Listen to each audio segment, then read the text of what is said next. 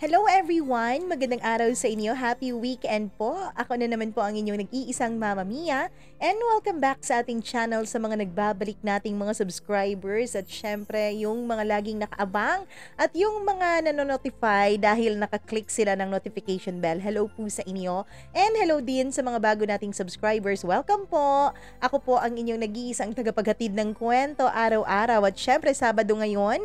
Pero kahit na Sabado, meron pa rin tayong letter at kwentong ibabahagi sa inyo. Pero bago ang lahat, nais ko munang magpasalamat sa lahat ng mga nagkomento, sa lahat ng mga nag-effort talaga na magbigay ng kanilang kuro-kuro at syempre ng kanilang mga pa-shoutout. Ito lang po talaga ang tanging paraan para makapagpasalamat man lang ako kahit sa mumunting paraan para sa inyong mga suporta at sa inyong walang sawang pakikinig at panonood. Hello po sa inyong lahat. Hello po sa mga nakikinig sa atin na si The Sec 2980. Thank you so much. Maraming salamat din kay Sandara Undi. Thank you Sandara. Maraming thank you sa iyo talaga. Doris De Leon, salamat sa iyo. Franklin Lumanao, maraming salamat. Shout out daw kina RV, Rogeline and Christy. Maraming salamat at lagi kayong nakaabang sa mga bago nating upload. Hello naman kay Rosemary Navarro. Maraming thank you. Loloy Saliot, thank you so much. Tatski 3285. Hello din daw kina Rose, Glyza Joy at Mai ng WHSE Encoder. Thank you so much sa inyo. And syempre kay Tatski, ako kay Glyza Laureano, belated happy birthday nung May 4. Ngayon ko lang nabasa. Hi kay Riza Carlos, maraming salamat sa iyo. Sonny Fahora, thank you so much. And happy birthday po. Ay, nako, yun nung May 2 pa pala ito. Nelsa Badayos Benedicto, belated happy birthday din sa'yo. And syempre sa Kabankalan, Negros Occidental, maraming salamat. And sa mga taga Santa Rosa, Laguna, maraming salamat po at lagi kayong nakaabang sa ating mga kwento. Hasna Kadingilan, maraming salamat din all the way from Kuwait. Elza Punzalan, thank you so much. William Shaira, maraming salamat sa iyo. Kabangunay Kisha from Samar, hello raw sa kanyang family. Si Kisha pala ay nasa Kuwait, yung family niya ang nasa Samar. Hello din kay Leticia Flores, maraming salamat. O 12K pa daw yung subscriber natin simula nung mag-subscribe siya. Oy, naku naman. Ngayon ay 53,000 na tayo. I think 53 na ata. Maraming salamat sa inyong suporta. Christina Season, hello raw kay Ambo, Maricel May, Gina, Emily B, Rose, Riza, Jeanette, Jocelyn, and Delia. Ann Soto, maraming salamat. Darlene Mikutuan, Josephina, Lorna Manza, watching from Kuwait. Oy, ang dami nating tagapakinig ngayon sa Kuwait, ha. Rosel Macdolor, salamat sa iyo. Rodolfo Lopez, hello raw sa kanyang asawa na si Consorcia Tuwagi. Ayan, maraming salamat sa inyong pakikinig at panonood nitong ating mga videos at mga kwento. Leo Parcotilia sa AXN Cabanatuan, maraming salamat sa inyo. Nemia Gera Sola, maraming salamat kay Joyme, Jem, Ellen, Grace, and Josel na palagi raw nakikinig sa atin. Ano ba yan? Nabubulol ako. Kay Christian Pitero, maraming salamat sa iyong pakikinig. And syempre kay Chazi Chay, Leia Andaya, ayan, Marites Capistrano, Irene Reyes, maraming salamat. Sa Alipip and Reyes family sa Pampanga, thank you so much po. Princess Barbie, Princess na Barbie pa. Charot. Gimaras Girl, thank you so much. LB Lapot, maraming salamat sa iyong walang sawang pagsuporta. And John Cyril Silorio, hello raw sa crush niyang si Giselle, more blessings. Ayan, maraming salamat. John or June Domingo, maraming thank you po. Hello din kay Marjorie Mortelia, thank you so much sa iyo. Geraldine Tihada, Clarissa Borsina, ayan, Normina Kasim from Kuwait. And syempre shout out daw sa jowa niyang si Alimuddin Jusen. Mansuri daw nila kahapon. Happy Mansuri. Ay, hindi pala kahapon, nung nakaraang araw pala ito. Ayan, maraming salamat din kay Christian Magana. Thank you so much, May Joy Isugan. Maraming salamat. Sabi niya, Merisi. Has Nakadingilan. Maraming thank you again sa iyo, Clark Joshua Tabalba, Joyce Dagmil. Joyce, parang first time kong nabasa yung pangalan mo. Hello, welcome sa ating channel. Marilyn Manara, maraming salamat all the way from Japan. Hello din sa mga nakikinig sa atin na si Luningning. Hello daw kay Ligaya at Liwayway. Grabe naman yung mga pangalan nyo. Hindi ko alam kung ako ba'y maguguluhan, kikakabahan, ganon. Ano yung mga pangalan nyo? Parang sinauna, ganon. O, diba? Magaganda yung mga pangalan noon eh. Ngayon parang western masyado na yung pangalan natin. Hello nga pala kay Franklin Lumanaw at sa mga taga Surigao City na laging nag-aabang sa ating upload. Maraming salamat po sa inyo. MLG Quizon, thank you so much. And kay Reynaldo de Vera, maraming salamat. Cairo Den Ibrahim, maraming salamat sa iyo. Or Cairo Den Ibrahim. Ganun po ba? Hello kay Ariela Borromeo. Maraming salamat sa inyong pakikinig. And syempre, nako, yung ibang hindi pa natin nababanggit at hindi natin nababasa, abang lang kayo ng abang, baka bukas, pangalan nyo na ang ma-shoutout natin dito. Nako, wag na nating patagalin. Atin ang simula ng paborito nyong programa, dito lamang sa Dear Mama Mia.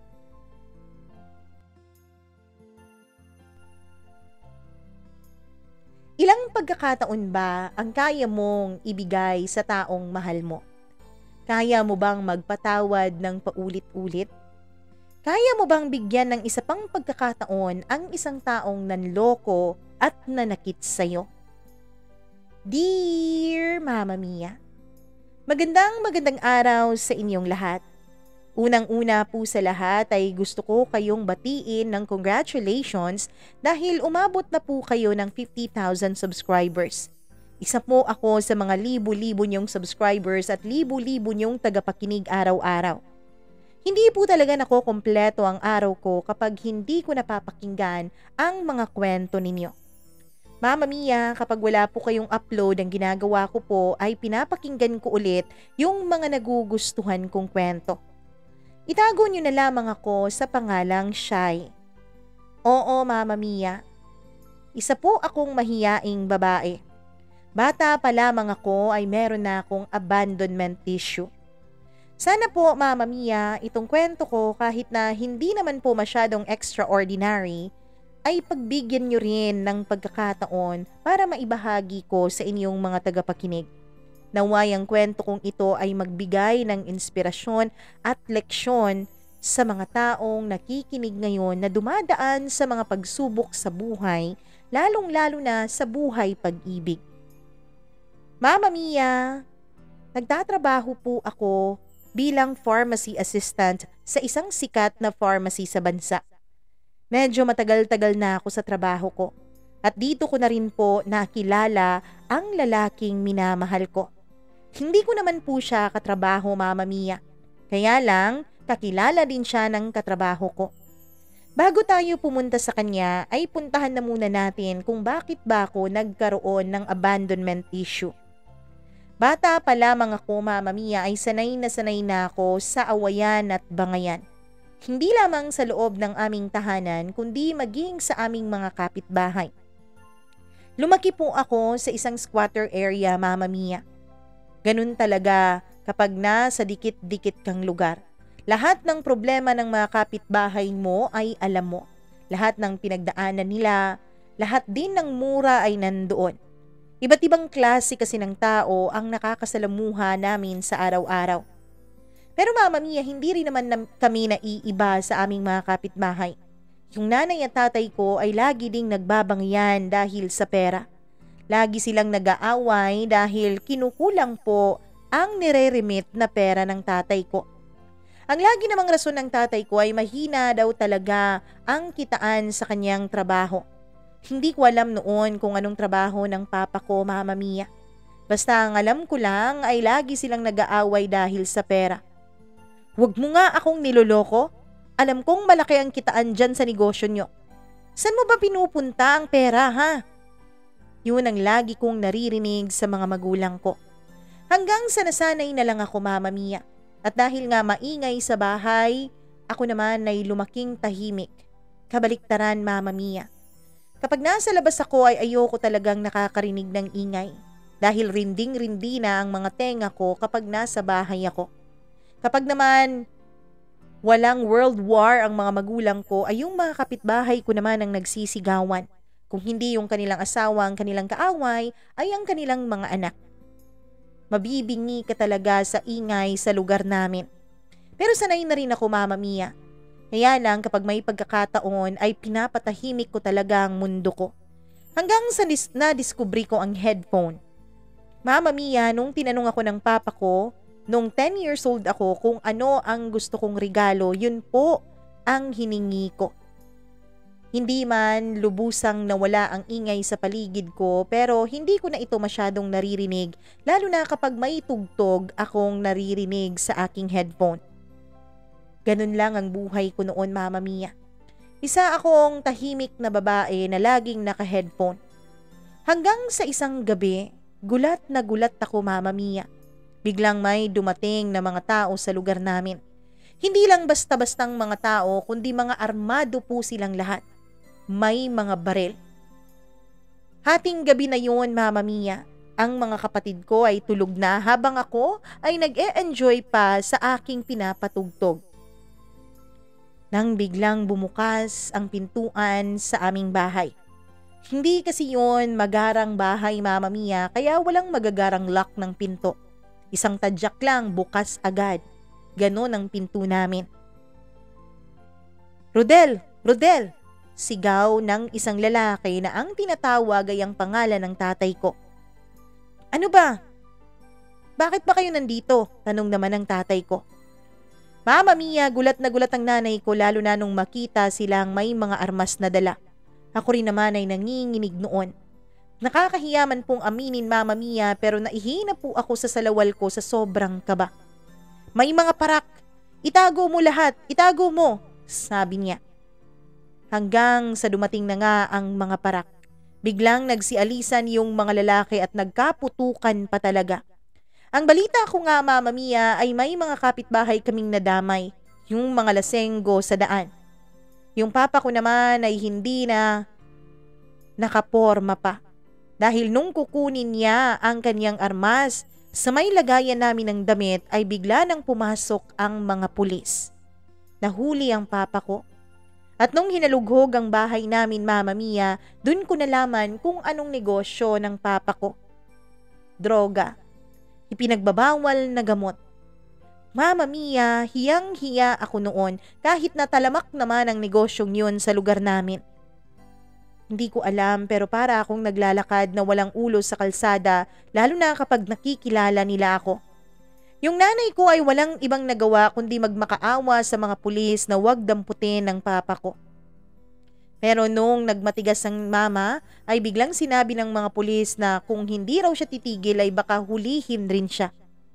Kaya lang nung tinignan kami ng mga pulis na umiiyak kasabay ng 4 ko pang mga nakababatang kapatid, siguro ay naawa sila na maiwan kami ng walang ibang tao sa bahay. Kaya yung tatay na lang namin ang dinampot kasama ng kanyang armas at ng ibang mga ipinagbabawal na gamot na nakuha sa loob ng bahay namin. Napakahirap mula noon ang buhay. Mag-isang kumakayod ang nanay ko, Mama Mia. At dahil nga nahirapan siyang itaguyod kami, isang araw, Mama Mia, ay nagising na lamang ako na wala na ang nanay ko at ang bunso naming kapatid. Yung bunso kasi namin ay wala pang 1 taon.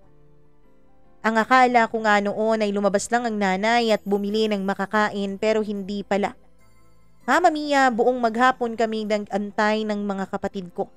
Kung hindi pa dahil sa kapitbahay naming sa Aling Myrna ay hindi kami makakakaing magkakapatid. Buti na lang at dinalaw niya kami para kumustahin. At nung nalaman niyang umalis ang nanay ay sinama niya kami sa bahay nila at pinakain. Pagkatapos nung bumalik kami ay nag-antay kami ng nag-antay. Pero gumabi na lang walang nanay na dumating. Hanggang sa bumalik nga si Aling Myrna sa amin. Kinamusta kung nandun na ba ang nanay namin. Sabi ko ay wala pa. Bakit ang tagal niyang nawala? Teka, nandyan pa ba ang mga gamit niya?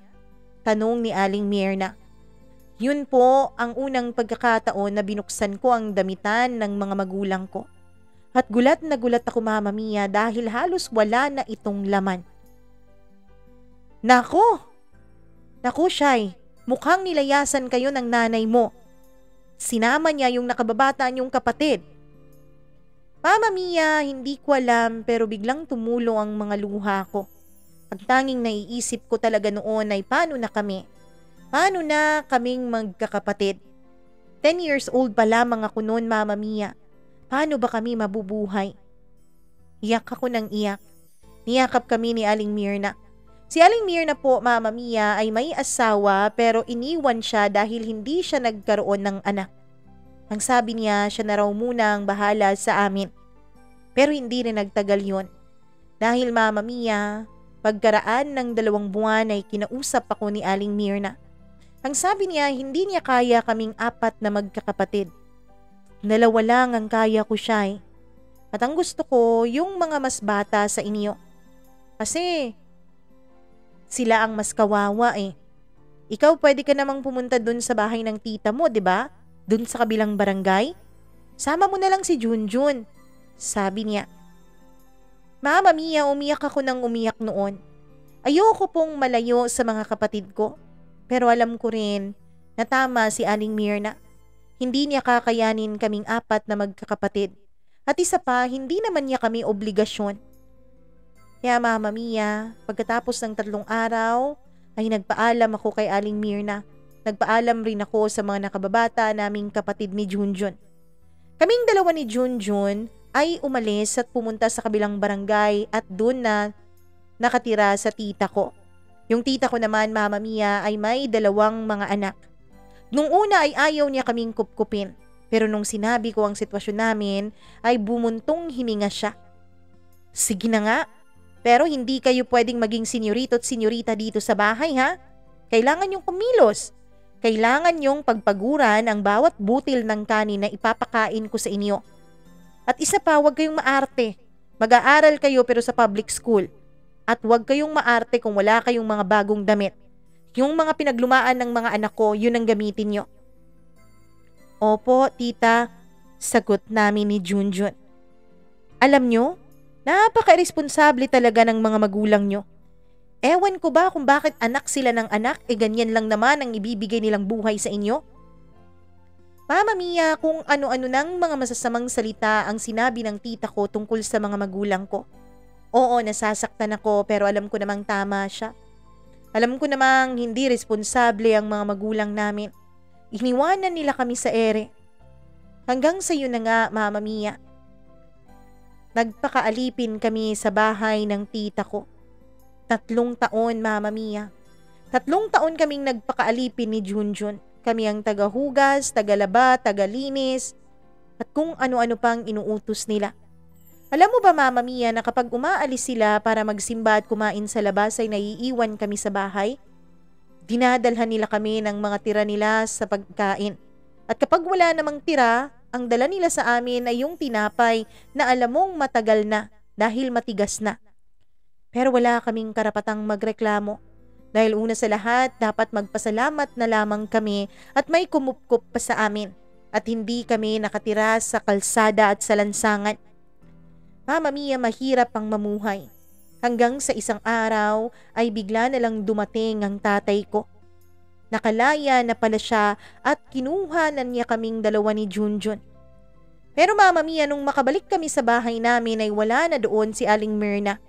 Ang sabi ng mga kapitbahay ay nagkabalikan daw ito at ang asawa niya at binitbit daw nito ang 2 ko pang mga kapatid. Siguro naging isang buong pamilya na sila. Galit na galit naman ang tatay ko sa akin nung nalaman niyang ipinamigay ko ang 2 kong nakababatang kapatid. Nabugbog pa talaga ako nun, Mama Mia. Umiiyak naman ako at sinabi kong wala akong choice sa mga panahon na yon. Wala akong ibang pagpipilian. Dahil kung hindi ko ibibigay ang mga kapatid ko, pare-pareho kaming mamamatay na dilat ng mga mata sa gutom. Hanggang sa kalaunan ay natanggap na rin ng tatay ang aming sitwasyon. Mama Mia, akala ko ay nagbago na ang aking ama. Akala ko dahil sa kanyang pagkakakulong ay hindi na siya nagbebenta ng ipinagbabawal na gamot. Pero balik dating gawi pala siya. This time, Mama Mia, sabi niya mas maingat na raw siya. Hindi na siya nagdadala ng kanyang mga epektos sa bahay. Hindi ko alam kung saan nila itinitira o kung saan nila nilalagay ang kanilang mga epektos. Mama Mia, dahil din sa trabaho ng tatay ko na yun ay mas naging magaan ang buhay sa amin. Nakakakain kami ng higit 3 beses sa isang araw. Nabibili rin ng tatay ang mga gusto namin. Nag-aaral na rin kami ni Junjun na matiwasay at hindi na inaalipin ng iba. Noong mga panahon na yun, Mama Mia, ang tanging naiisip ko na lamang ay hindi baling-galing sa masama yung pera. Ang importante ay maginhawa ang buhay namin. Hanggang sa isang araw ay may dinalang babae si tatay sa bahay namin. Isang babae na may 2 ding mga anak. Parehong babae ang mga anak nila. Mama Mia, ang sabi ng tatay, siya na raw ang magiging bago naming ina. At mula nga nung dumating sila sa bahay ay nagkagulo-gulo na. Dahil lagi kaming magkaaway ng mga anak niya. Nung una ay patas pa naman si tita. Pero hindi nagtagal, Mama Mia, mas kinakampihan na niya ang kanyang mga anak. Dahilan para lagi kaming mag-away at dahilan para lumaya si Junjun sa bahay namin. Hindi ko alam kung nasaan noon ang kapatid ko. Ang tanging alam ko lang ay sumama ito sa kanyang mga kabarkada. Mama Mia, napansin ko rin na parang mas mahal ng tatay ang mga anak nung kanyang bagong kinakasama. Pero ako, nagtiis ako noon. Sabi ko sa sarili ko, hindi ako dapat maglayas. Sabi ko sa sarili ko, dapat magtapos ako ng pag-aaral. Kaya lang hindi nangyari yun, Mama Mia. Hanggang 2nd year college lang ang tinapos ko. Dahil nabaril po sa engkwentro ng mga parak ang tatay ko at namatay. At nung nawala ang tatay ay pinalayas na rin ako sa amin ng madrasta ko. Mama Mia, amin po ang bahay na yun sa pagkakaalam ko kahit na squatters area yun. Pero ako ang napalayas. At dahil nga mahiyain ako at wala po ako talagang lakas ng loob na kumontra kahit kanino, ay pumayag na lang ako sa kagustuhan nilang paalisin ako sa pamamahay nila. Naisip ko noon, tapos na rin naman ako ng aking 2nd year college. Kaya siguro makakahanap ako ng trabaho. Kung saan-saan ako naghanap, Mama Mia. Ang gusto ko kasi noon ay yung may magandang kita pero hindi pala ganun kadaling kumita ng pera. Hindi ganun kadali na maghanap ng matinong trabaho. Hanggang sa natanggap nga ako sa pagiging pharmacy assistant. At nung nandun na nga ako, Mama Mia, ay nakiusap ako sa kasamahan ko na kung pwede ay maki-bed space ako sa bahay nila. Well, may kwarto naman na bakante. Pero maliit lang yun. Parang bodega lang eh. Kaya lang wala naman masyadong gamit kaya pwede ka dun. Talaga ba? Sige Crystal, salamat ha.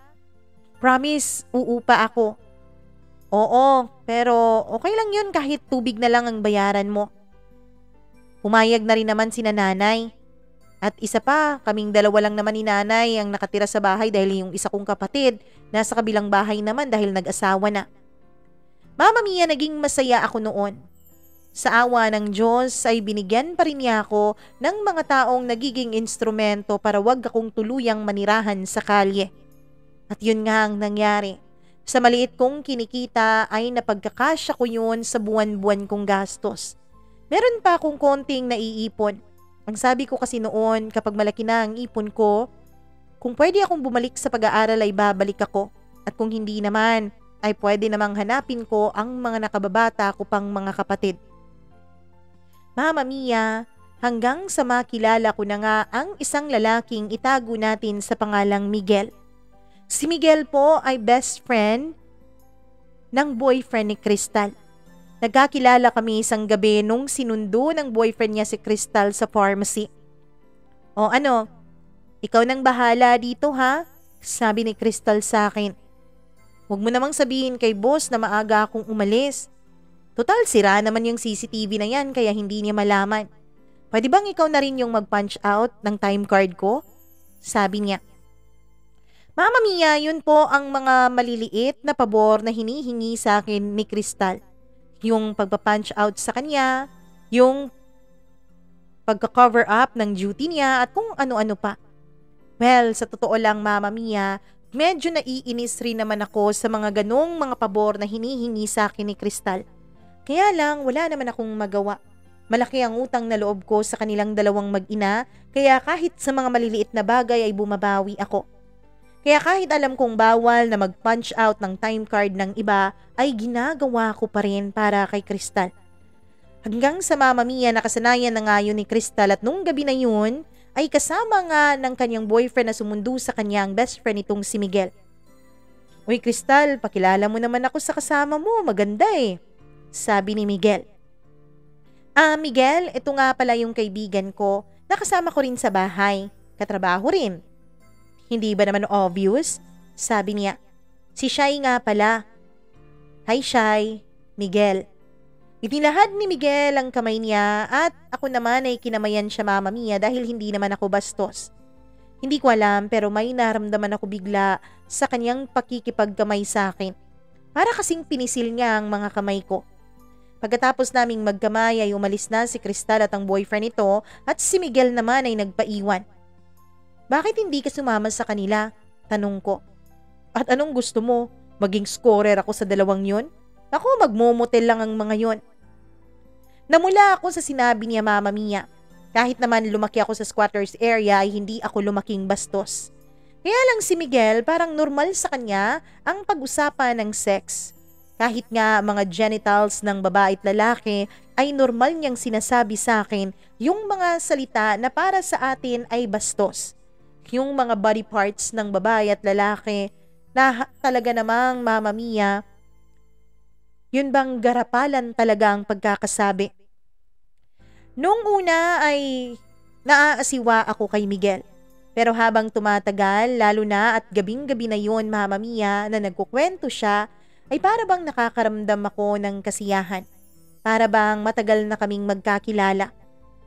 Alam mo Shai, ngayon lang ako nakakita ng babaeng kasing ganda mo. Sabi niya. Huwag mo nga akong bulahin, hindi ako nadadala sa mga ganyan.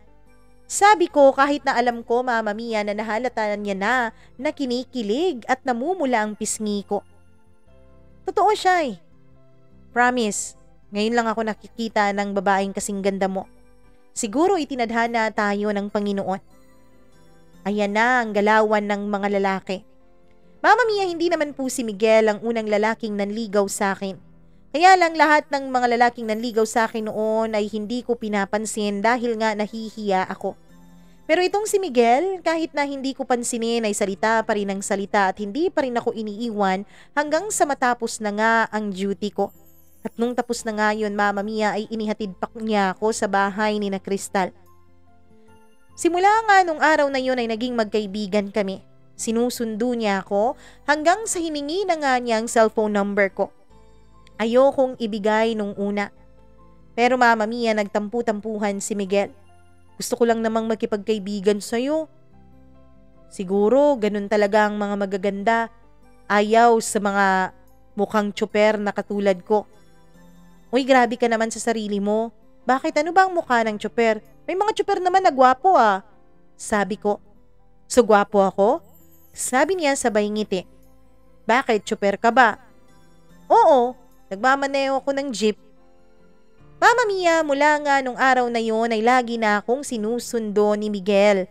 Sa trabaho hanggang sa pag-uwi ay inihahatid niya ako. Naging magkaibigan din kaming dalawa. Hanggang sa nanligaw na nga siya sa akin. Nung una ay natatakot pa ako.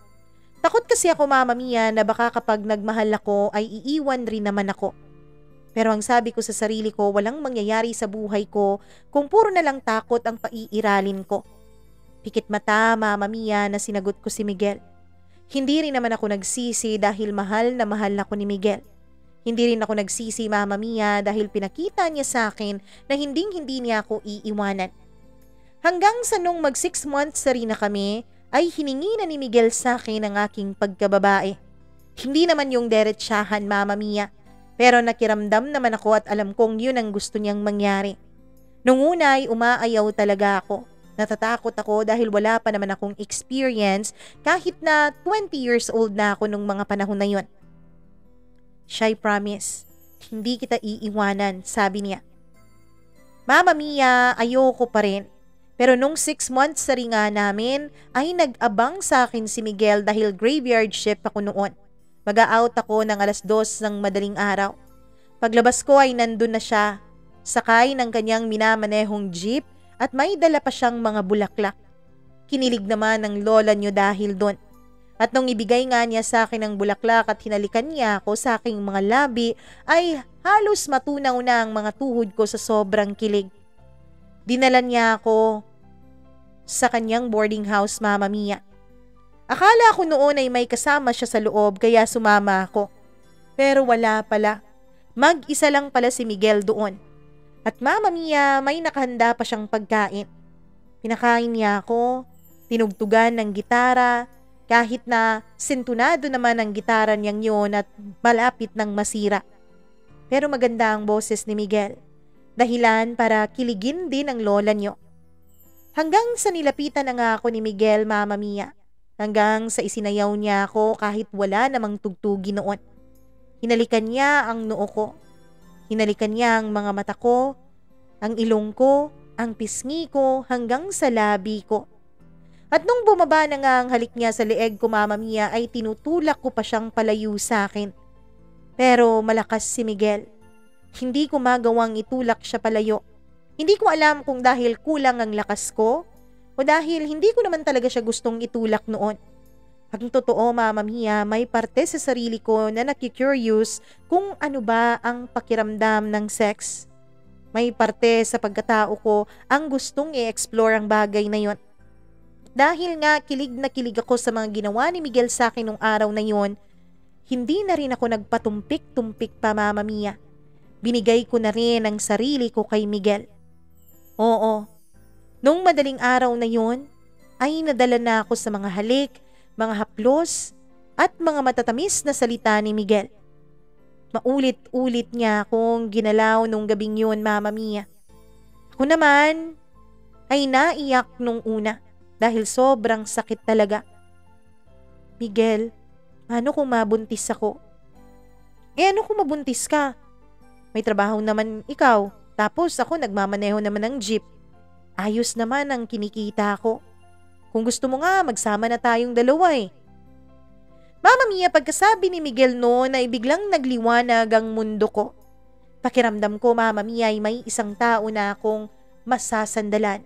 May isang tao na hindi ako iiwanan. Kaya naman hindi na ako nagdalawang isip pa. Agad-agad ay pumayag ako sa kagustuhan ni Miguel. Ang sabi niya, maghahanap daw siya ng isang murang bahay para sa aming dalawa. Nung wala siyang mahanap na bahay na kakasya sa budget namin, ay umupa na lang kami ng isang kwarto. Mama Mia, nagpaalam ako ng maayos kay Crystal, pati na rin sa nanay niya at nagpasalamat. Pagkatapos ay lumipat na nga ako sa bagong kwartong inuupahan ni Miguel. Mula nga noon ay naging parang mag-asawa na kaming dalawa. Pero Mama Mia, totoo palang sinasabi ng lahat na hindi mo makikilala ng lubusan ng isang tao kung hindi kayo magsasama sa iisang bubong. Noong unang mga buwan ng pagsasama namin ay masaya pa ang aming relasyon ni Miguel. Punong-puno pa ng pagmamahalan, punong-puno pa ng tawanan, punong-puno pa ng mga ungol ang kwartong yon. Pero Mama Mia, habang tumatagal ay nadidiskubre ko ang mga karakter ni Miguel na hindi ko gusto.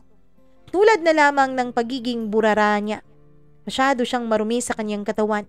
Hindi siya nagbibihis, Mama Mia. Nagpe-perfume lang siya at ang sabi niya ayos na yon. Pero lahat ng yun tiniis ko. Tamad din sa mga gawaing bahay si Miguel.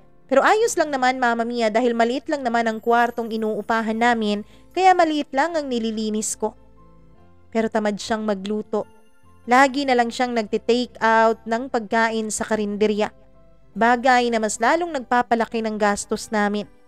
Lagi kong sinasabi sa kanya na mas mapapamura kami at mas makakapag-ipon kapag nagluluto kami ng sarili naming pagkain.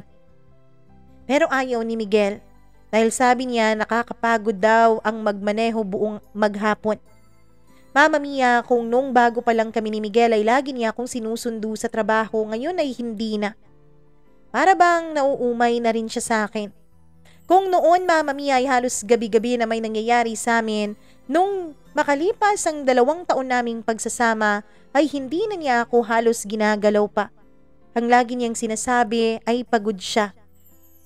Pagod na pagod siya sa kanyang pagmamaneho. Pero Mama Mia, hindi naman talaga yun ang totoong dahilan. Dahil isang araw, Mama Mia, ay may nag-text sa akin. Ang sabi niya, nakita niya raw si Miguel sa isang motel kasama ang isang babae. Hindi ako naniniwala noon. Ang akala ko ay niloloko lamang ako ng taong yun. Ang akala ko ay sinisiraan niya lang si Miguel sa akin. Pero hindi pala, Mama Mia. Dahil nung naglaban ako ng pantalon ni Miguel ay nakita ko doon ang isang resibo sa isang motel. Galit na galit ako noon, Mama Mia. Lalo pa nung tinatawagan ko si Miguel pero hindi naman niya ako sinasagot. Tinitext ko siya pero walang sagot, Mama Mia. Sa sobrang galit ko ay hindi na ako pumasok noon sa pharmacy. Alam kong maaapektuhan lang ang trabaho ko kapag pumasok ako nung araw na yun na wala naman doon ang utak at isip ko. Hanggang sa madaling araw na nung dumating si Miguel. So ganitong oras ka pala umuuwi kapag wala ako dahil nasa trabaho? Bunganga ko agad sa kanya. Ano ba? Nakakarindi ang boses mo. Baka marinig ka pa ng kabilang kwarto. Sabi niya. Miguel, sagutin mo nga ako. Kailan mo pa ako niloloko, ha? Niloloko? Ano bang nangyayari sa'yo, Shai? Nababaliw ka na ba? Tanong niya. Huwag mo nga akong i-gaslight dyan. Anong nababaliw? Nababaliw ka na nga kung ano-ano nang pumapasok sa isip mo. Bakit hindi ka ba pumasok sa trabaho ngayon? Dahil dito, Miguel. Dahil dito. Sabi ko sabay sampal sa kanya ng resibo. Agay, ano ba? Nananadya ka ba? Bakit mo ako sinampal? Tignan mo yan. Bakit hindi kita sasampalin? Mama Mia, pagkakita niya ng resibo ay tumawa at ngumiti lang siya. Ano ka ba naman? Wala yan. Di akin yan. Pinatago lang sa akin yan ang kumpare ko dahil ayaw niyang mabuko ng misis niya. Talaga ba, Miguel? Ganyan ka bobo ang tingin mo sa akin? Ganyang klaseng palusot ang sasabihin mo? Sabi ko. Kung ayaw mong maniwala, bahala ka. Malis ka nga dyan, matutulog na ako. Mama Mia, nag-away pa kami noon pero hindi niya talaga ako pinansin at hindi naman talaga siya umamin. Galit na galit ako noon. Pero wala naman akong ibang ebidensya bukod doon. At isa pa, Mama Mia, pagkatapos ngang mangyari ang away na yon, ay nagbago rin naman si Miguel. Naging okay rin naman ang pakikitungo niya sa akin at bumalik din naman ang ganan niya sa akin sa kama. Eto lang pala ang gusto mo kaya ka nagdadabog dyan. Kung ito naman pala ang gusto mo, magsabi ka lang. Di ko naman ipagdadamot tong pagkalalaki ko sa'yo. Sabi niya. Ewan ko ba, Mama Mia, pero parang nabastos ako nung sinabi niya ang mga bagay na yon. Kaya lang, pinalagpas ko na lang yon. Pero hindi lang po yun ang incident na niloko ako ni Miguel. Isang araw ay nakita na talaga mismo ng mga mata ko, Mama Mia, na may kasama siyang babae. Pababa na ako noon ng jeep nung sila naman ay pasakay ng jeep, Mama Mia. Dali-dali akong sumigaw at tinakbo ko pa ang pagitan ng mga jeep namin pero hindi ko na ito inabutan pa at umandar na. Pag-uwi ko ng bahay, Mama Mia, ay nag-alsabalutan ako. Pero nadatnan ako ni Miguel. Ano ba, Shai? Saan ka ba pupunta? Iiwanan na kita, Miguel. Ayoko na. Alam ko namang niloloko mo ko Pero iba pala kapag nakita mismo ng dalawang mga mata ko. Ano ba? Hindi naman kita niloloko, kaibigan ko lang yon. So narinig mo pala ang pagsigaw ko kanina? Narinig mo pala ang pagtawag ko sa pangalan mo pero hindi ka huminto? Talagang kaibigan mo lang pala yun. Sabi ko nang may pagkasarkastiko. Mama Mia, hinila ako ni Miguel at niyakap. May paiyak-iyak pa siya noon at ang sabi niya ay nadala lang daw siya. Umiiyak siyang humihingi ng tawad sa akin. Hinding-hindi na raw mauulit. Mama Mia, ako namang si tanga ay umiiyak na rin. Miguel, alam mo ba? Alam mo ba, natakot akong maiwang mag-isa? Pero kung gaganituhin mo ko, mas mabuti pang magiging mag-isa na lang ako habang buhay. Sabi ko, hindi ka magiging mag-isa, Shai. Andito lang naman ako eh. Sorry, hindi na mauulit. Tao lang naman ako, 'di ba? Nagkakamali din. Mama Mia, ewan ko ba kung bakit nadala ako sa mga paliwanag niyang yun. Totoo nga naman na tao lang din naman siya. Nagkakamali. Kaya naman pinatawad ko si Miguel. Naging maayos ulit kami ng 7 buwan. Pero pagkatapos ng 7 buwan, ay eto na naman siya, Mama Mia. Naglolo ko na naman. Pero sa pagkakataong ito, hindi ko alam kung bakit tinanggap ko na lang. Hindi ko siya magawa-gawang iwan. Siguro dahil 2 buwan na akong buntis nun. Oo, Mama Mia. Buntis ako noon sa panganay namin ni Miguel. Sinabi ko sa kanya na nahuli ko na naman siyang nambababae. Pero alam mo ba kung anong sinabi niya, Mama Mia? Ganun daw talaga ang mga lalaki. Wala raw lalaking hindi nambabae ni isang beses sa buhay niya. Hindi ko alam. Pero naiyak na lang ako sa sinabi niyang yun. Kung hindi mo ako matanggap na ganito ako, Shai, sige, iwan mo ako. Umalis ka, sabi niya. Ganito na lang ba, Miguel? Pagtatabuyan mo na lang ako porkit buntis na ako ngayon? Di kita pinagtatabuyan. Binibigyan kita ng layang mamili. Kung ayaw mo na ganito ako, umalis ka na. Hindi naman talaga siguro ako magbabago na, Shai. At isa pa, nagsasawa na rin ako sa'yo. Nagsasawa na ako sa bunganga mo. Mama Mia, ewan ko ba pero natakot ako nung mga sinabi yun ni Miguel sa akin. Parang ready na siya na iwan ako.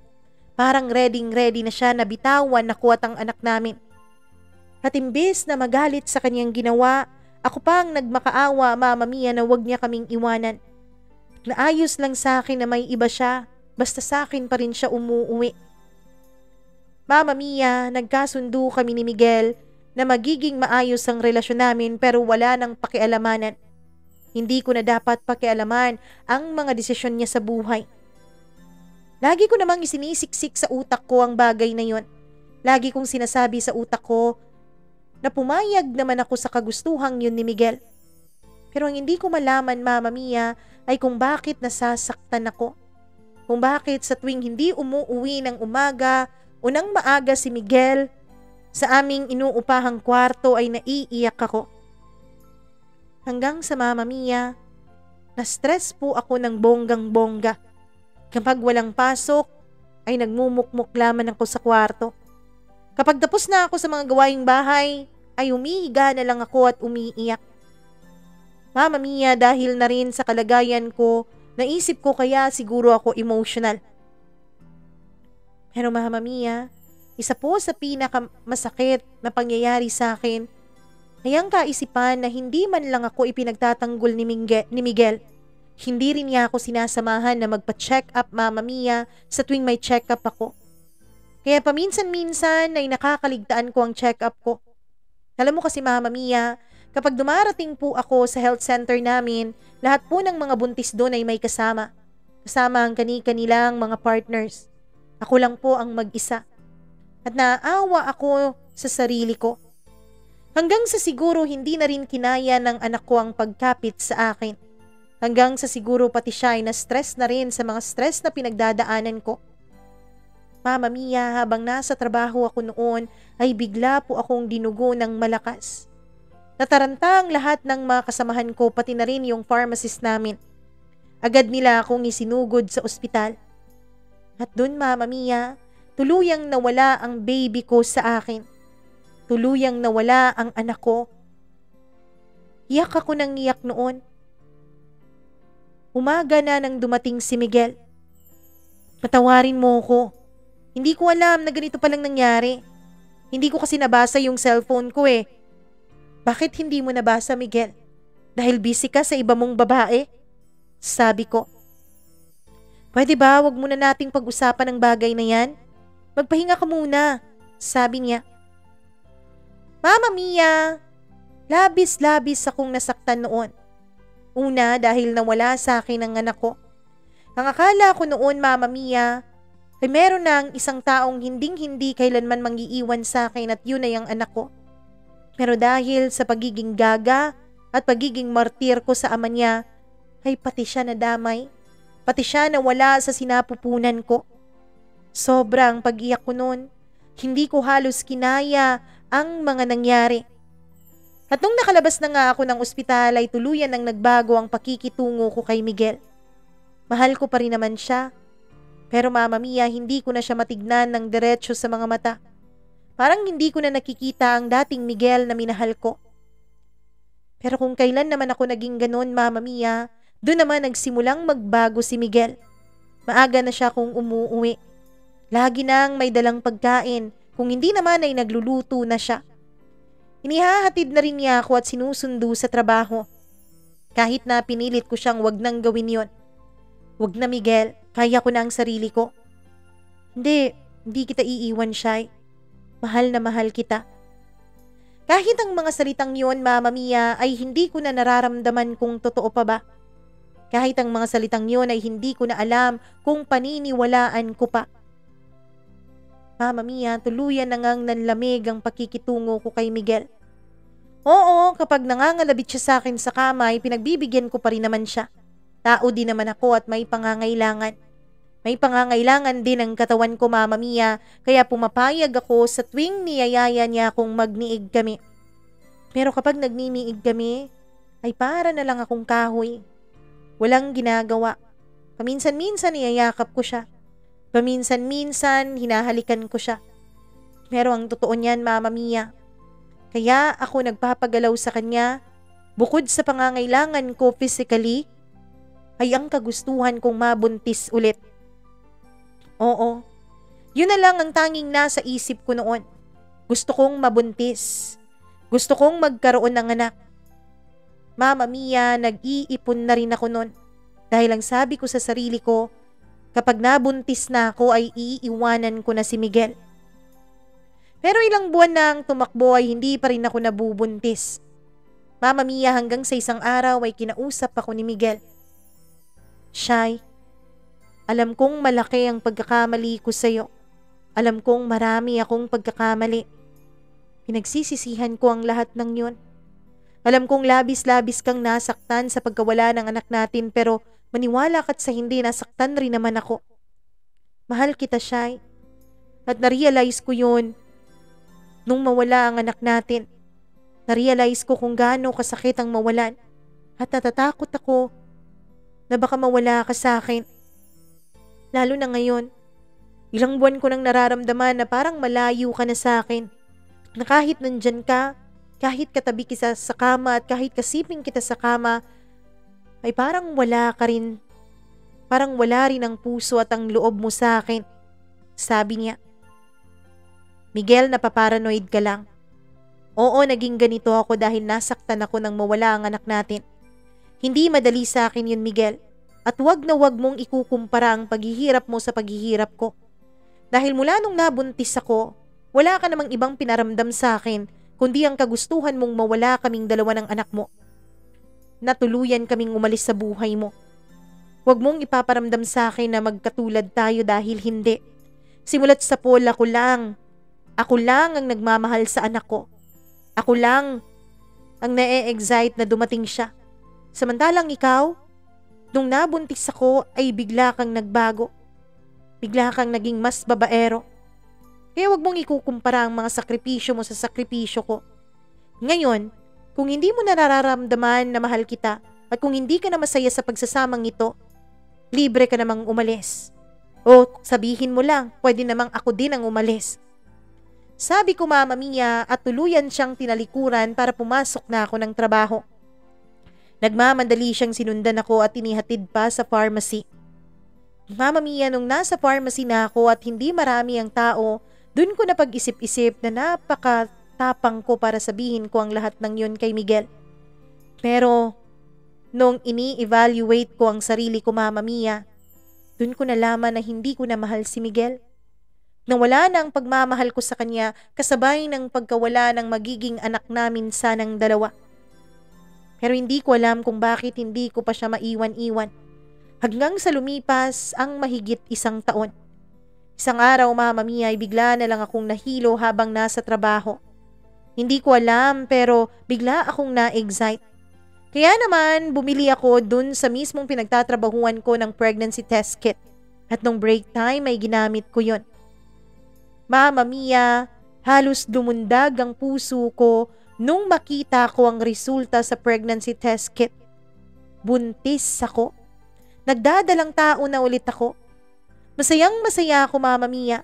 Halos napapasigaw ako sa sobrang kasiyahan. Nagulat nga ang mga kasamahan ko kung bakit ang saya-saya ko raw matapos ko sa aking break.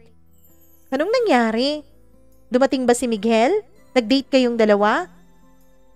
Hindi. Mas higit pa doon, sabi ko habang nakangiti. Mama Mia, sila naman ay nagtataka pero wala talaga akong sinabihan ni isa. Tinapon ko rin ang pregnancy test kit na ginamit ko para walang makaalam. At nung makauwi na ako ng bahay ay naabutan kong nagluluto si Miguel ng aming umagahan. Halika na, kain na tayo, yaya niya. Pero babaliktad talaga ang sikmura ko sa kanyang niluto, kaya naman ang sabi ko ay matutulog na ako dahil tapos na akong kumain. Pinigilan ko talaga ang sarili kong masuka, Mama Mia. Pinigilan kong magpahalata kay Miguel tungkol sa kalagayan ko. Hindi ko alam noon kung bakit ko itinatago ang kalagayan ko kay Miguel.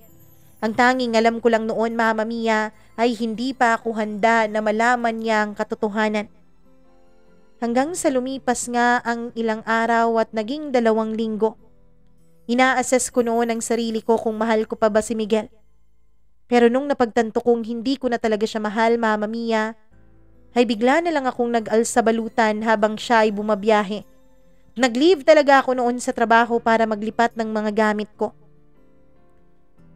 At nung tapos na ako na mag-empake ng aking mga damit at iba pang gamit, ay gumawa ako ng sulat.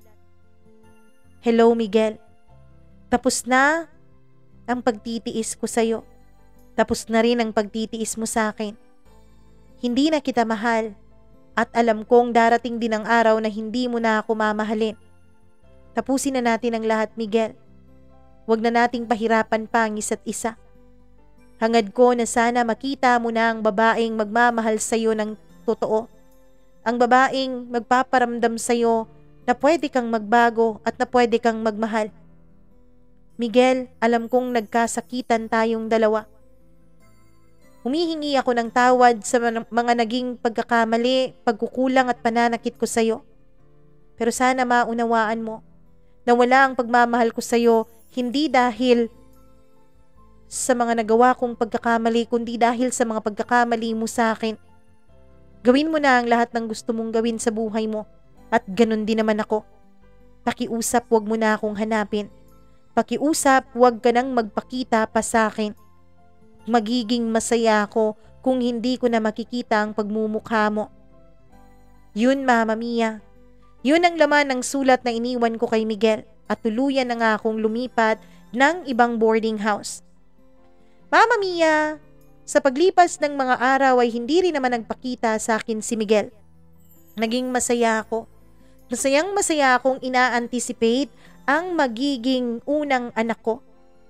Sabi ko nun sa sarili ko, Ito na ang nilalang na ibinigay sa akin ng Diyos na kailanman ay hinding-hindi ako iiwanan.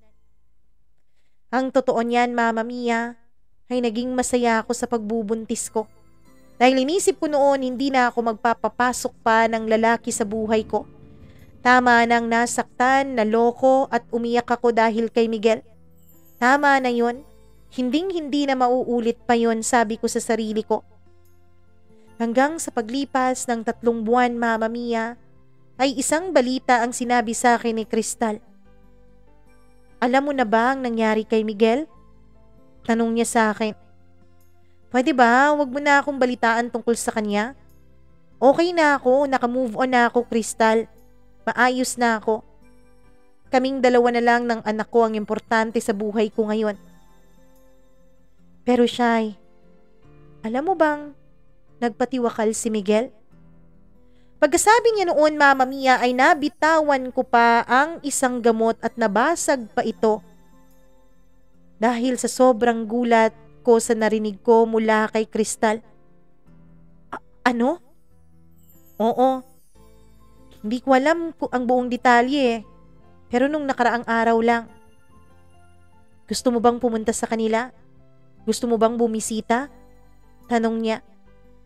Mama Mia, hindi ko alam pero bigla akong napatakbo sa banyo. Doon ay umiyak ako ng umiyak. Hindi ko alam kung ang luha bang yun ay dahil sa nagsisisi ako sa mga nagawa ko o dahil ba sa ang luha ng yun ay dahil sa hindi ko pa rin napapatawad si Miguel sa kabila ng kaalaman na wala na siya. Mama Mia, ilang beses akong tinanong ni Crystal kung gusto ko raw bang dumalaw sa burol ni Miguel. Pero hindi ko magawang pumunta doon. Hindi ko magawang magpakita doon sa kanila.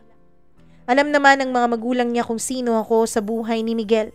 Alam nilang lahat, Mama Mia. At alam din nila noon ang panluloko sa akin ni Miguel pero wala silang ginawa para pigilan yon.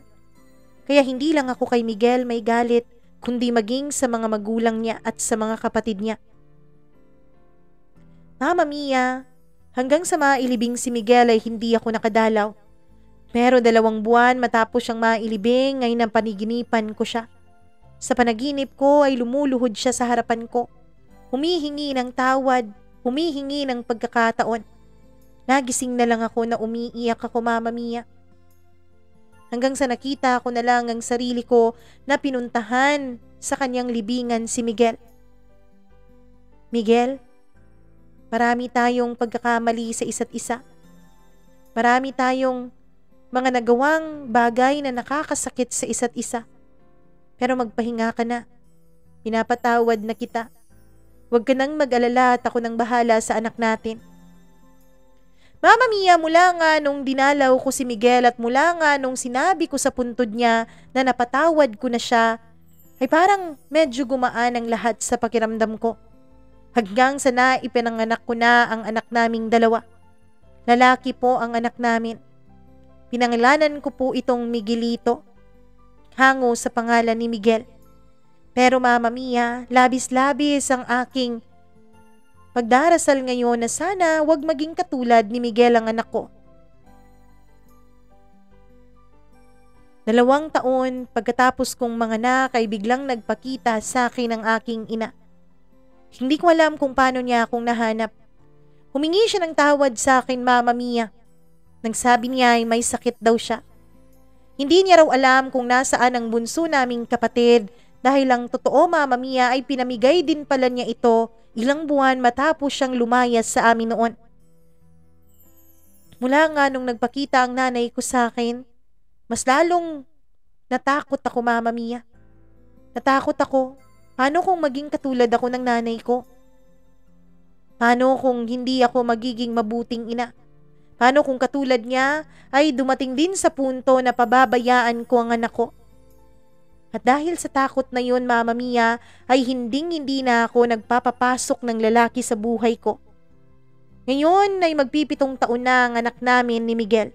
Pero hanggang ngayon ay wala pa rin akong pinapansin kahit na may mga nagpapalipad hangin naman sa akin. Hindi ko alam, Mama Mia.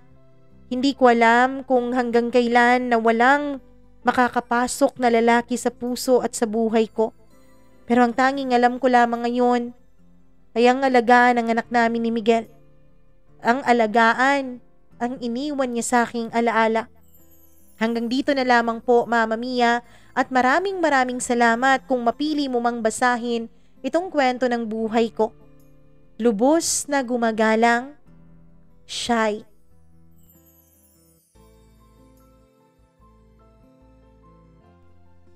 Hi, Shy. Napaka-tindi naman ang pinagdaanan mo at naiintindihan ko kung bakit meron kang trust issues, meron kang abandonment issue.